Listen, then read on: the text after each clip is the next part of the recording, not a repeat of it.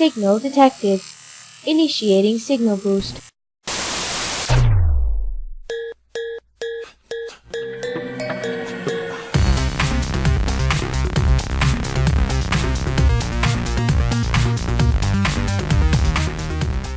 Welcome to Signal Boost, your weekly source for news from The Matrix Online.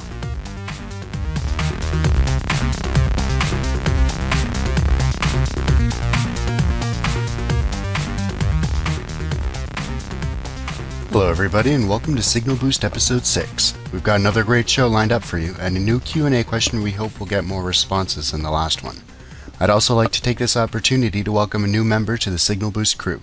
Refactor, who started out as a forum visitor and has risen in the ranks to full-on crew member, has now joined us. As usual, this is Glace, and I'm joined tonight by the other hosts of this podcast, Countess, Amplification, and our new member, Refactor. Like always, we're bringing you the latest news and live event coverage, as well as our summaries of the latest batch of critical missions and the goings-on in the Ask a Dev thread. Let's kick this off with the news.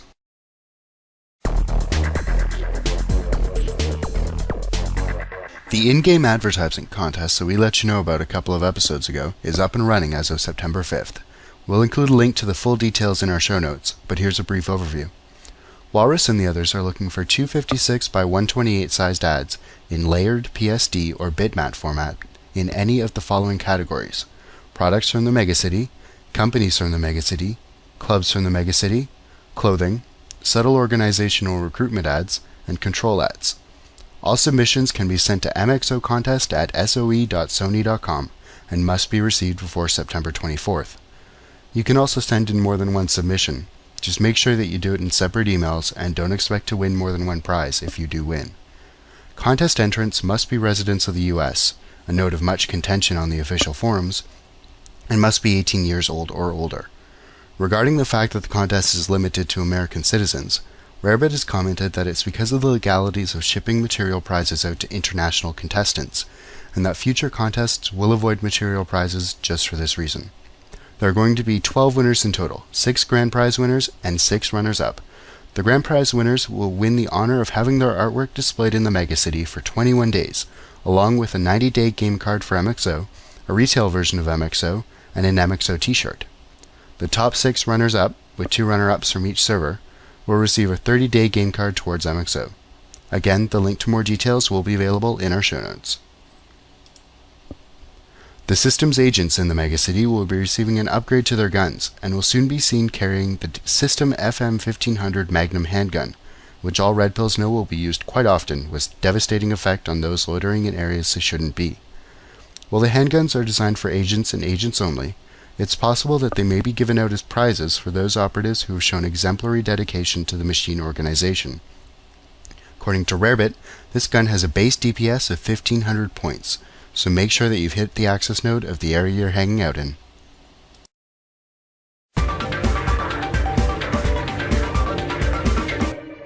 Veil popped up in Recursion 01 construct on August 30th to aid her Cypherite operatives and by extension a couple of the machine organization's operatives in taking back the Taskmaster's platform from a gathering of Merovingian and Zion operatives. They were successful in their endeavor and even had a bit of a dance party on top of the platform before Veil had to take her leave. The Penter's Amaranth plants in Southard was the target of an unlimited attack on September 1st on the Syntax server. Tyndall sent out a message to all available Zion operatives about the disturbance, where the Red Pills found a large number of Unlimit reactors guarding the perimeter of the plants, where Unlimit Commander Tungsten was breaking in to steal warehouse blueprints for Anum's cause. This live event obviously ties into the critical mission Zion operatives have been receiving for the last couple of weeks. For more details, stay tuned to our critical mission summaries. Back to the event, try as they might, Red Pill operatives could not stop Tungsten, her arrogant attitude, or her meat-wadding powers from getting away with the blueprints and leaving a veritable army of Unlimits in her wake. The Unlimit Field Commander Baron, that was first mentioned in last week's Merovingian critical missions, was located on the Vector server on September 5th near Hell Club, where he may have been snooping on his obsession for Persephone. Ukami led a group of Merovingian operatives to track him down with the intent of capturing him alive.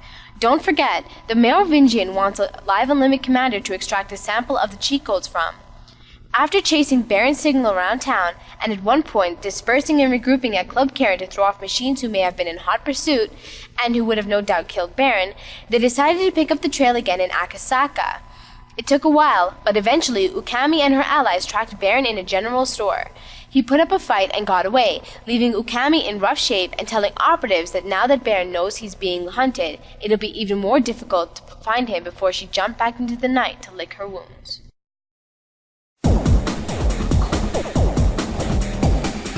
Due to the timing of when each episode is written and recorded, we rarely manage to broadcast the details of upcoming player events. So, we've put our collective heads together and we've come up with a plan. Every week, instead of just the one episode of Signal Boost, we plan to roll out two. The main, longer episode will come out on a Sunday, and a shorter episode will come out Wednesday or Thursday that will catch you up on what's going on, player event-wise, on all of the servers for the next week. That way, we can inform you about the events that are going on the weekends without missing all of the events that weren't posted a week in advance in our forums. So, this week, expect to see your first player event update episode in your podcatchers, or if you don't subscribe to the podcast, you can check it out on our website for the download. But you really should be subscribing. Also, if you have any player events coming up that you would like us to include in the podcast, you've got three options. You can either email the details to us at signalboost@gmail.com, you could post about it on the forums, or you could add it to the Signal Boost event calendar directly.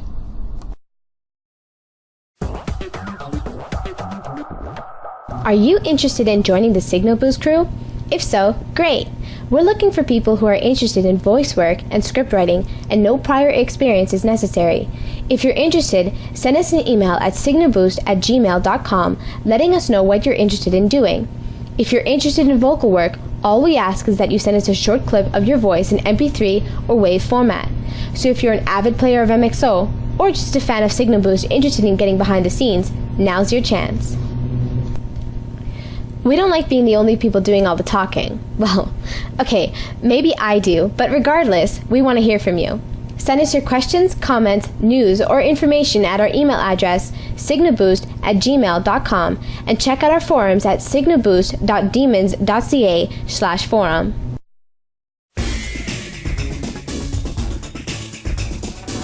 This week we have two questions for you guys. Firstly, what do you think of the current storyline involving the Unlimits? Are you enjoying it, or do you think it's dragging on a little too long? Secondly, and this might require a little more imagination, if you had the opportunity to drink a vial of cheat codes, knowing full well that it would prevent you from jacking out of the Matrix, and not to mention all of the other side effects, would you do it? Why or why not? Hopefully these questions will garner a little more response than last week.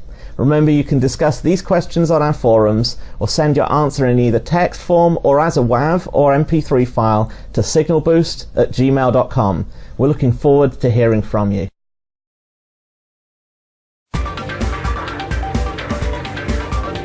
We hope you enjoyed last week's critical mission summaries.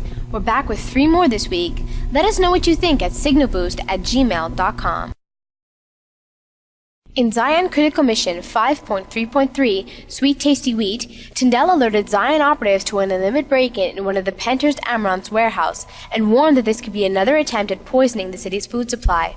When the operatives arrived at the warehouse, the operator warned that while there was traces of corrupted code, there was nothing major. Further searching found packages of tasty wheat full of the poison that had already claimed so many Blue Pills' lives around the city. After the operator spotted tasty wheat marketing at the operator spends the time the operatives take to recharge their IS watching Blue Pill television, apparently. Tyndall let the operatives know that a silent alarm had been tripped at another Penthurst Amaranth warehouse, and that the operatives were to get there as quickly as possible after picking up reinforcements that Commander Locke had provided.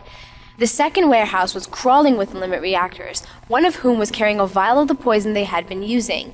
Just when the operatives thought they had taken care of the limits in the warehouse, even more arrived, bearing threats from tungsten. After finally putting the limit reactors down, Tyndall sent the operatives to meet with Brenda Utley, Penthurst Amaranth's representative, again. Miss Utley thanked the operatives for their quick response, but much to the operator's dismay, there was no mention of a lifetime supply of tasty wheat or some sort of promotional deal. Tyndall congratulated the operatives on their good work and wondered aloud what motive mxoemu has to kill blue pills.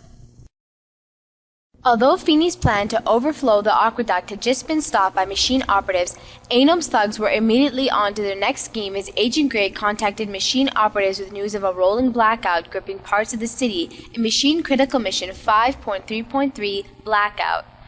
Operatives were sent to a power control station which was immediately attacked by Unlimits. Quashing the attack, operatives were then sent to a station that had already been knocked off to try and repair the damage, again with Unlimit resistance.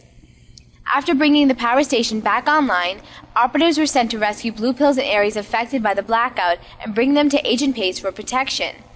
After dropping off the refugees, Agent Grey then let the operatives know that he had doubled the guard presence at all power stations and that all operatives must be ready to repel another Unlimited attack should it occur. Flood contacted Merovingian operatives asking them to relay a message to Persephone in Merovingian Mission 5.3.3 Persuasion.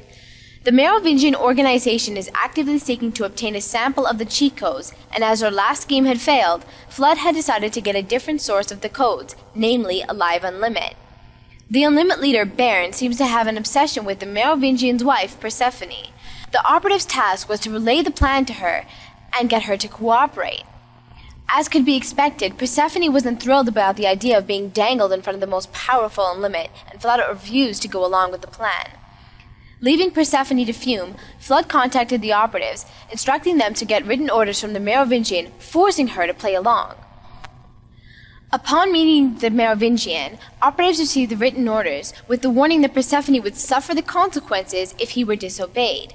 Upon giving the documents to Persephone, she grew agitated, saying that the Merovingian had overstepped his rights, and that she was his wife, not his slave. She agreed to take part in the plan, but only if she was asked respectfully.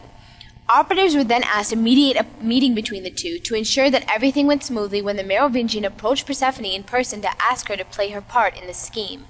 After the Merovingian apologized, Persephone agreed to take part, receiving assurances that she would be safe. Having secured the bait, operatives were told to be ready, as the next step was to prepare the trap.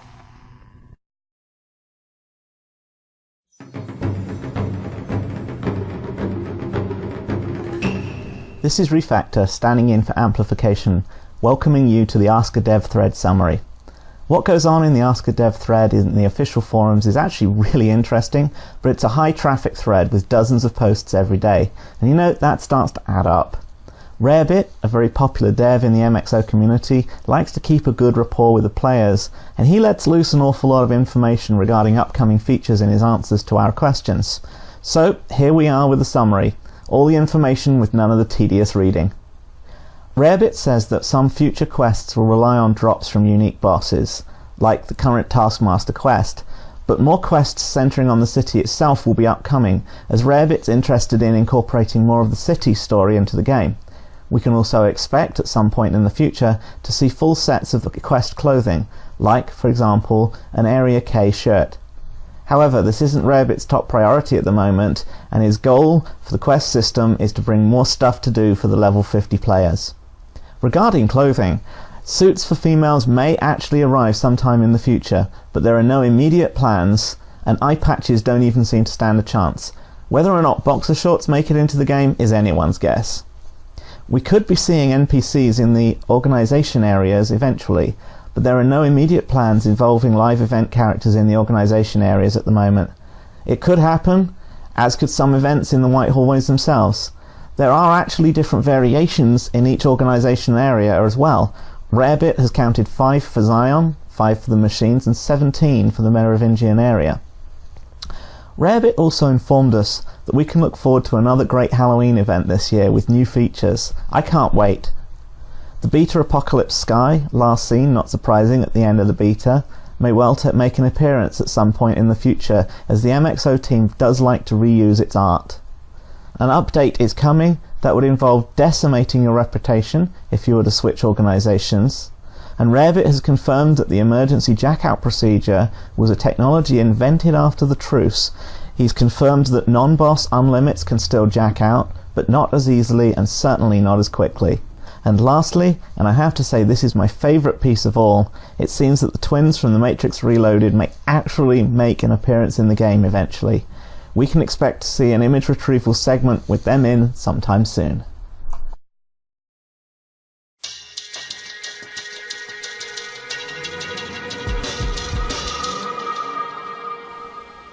Thanks for listening to Signal Boost. We hope you enjoyed our 6th episode. Don't forget to let us know what you think, or send us any other comments or questions to signalboost@gmail.com, and to check out our forums. We'll be back during the week with a quick player events update and a full episode dropping next Sunday. Until then, remember that with Signal Boost you get all signal, no noise.